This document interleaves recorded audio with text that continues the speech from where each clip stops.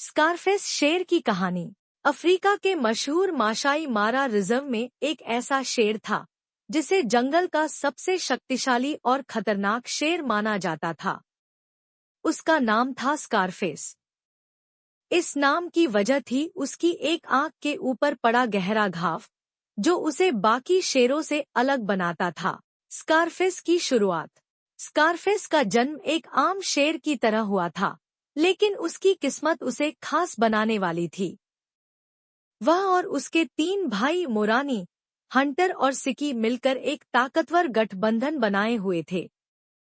चारों भाइयों ने मिलकर जंगल में अपनी सत्ता स्थापित की और कई वर्षों तक माशाई मारा में राज किया। गंभीर घाव और नाम की पहचान। 2012 में एक झगड़े के दौरान स्कारफेस को एक गहरी चोट लगी, जिससे उसकी दाईं आंख के ऊपर गहरा घाव बन गया।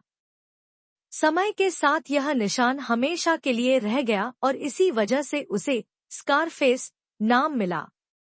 इस चोट के बावजूद उसने अपनी ताकत और हिम्मत से जंगल पर शासन करना जारी रखा। स्कारफेस का शासन। स्कारफेस और उसके भाइयों ने जंगल के कई हिस्सों पर कब्जा किया। वह बहुत ही बुद्धिमान और शक्तिशाली था।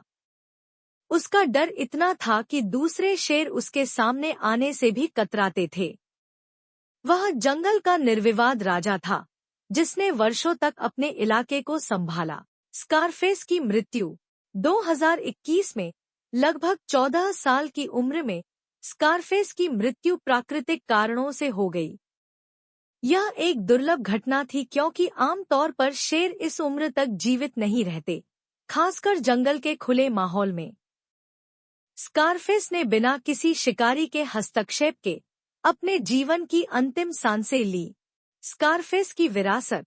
स्कारफेस सिर्फ एक शेर नहीं था, बल्कि एक किंवदंती था। उसका नाम आज भी उन लोगों के बीच लिया जाता है जो अफ्रीका के जंगलों में शेरों के जीवन की कहानियों को जानते हैं।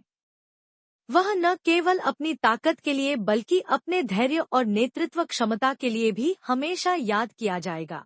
स्कारफेस की कहानी हमें सिखाती है कि चोटें और संघर्ष जीवन का हिस्सा है, लेकिन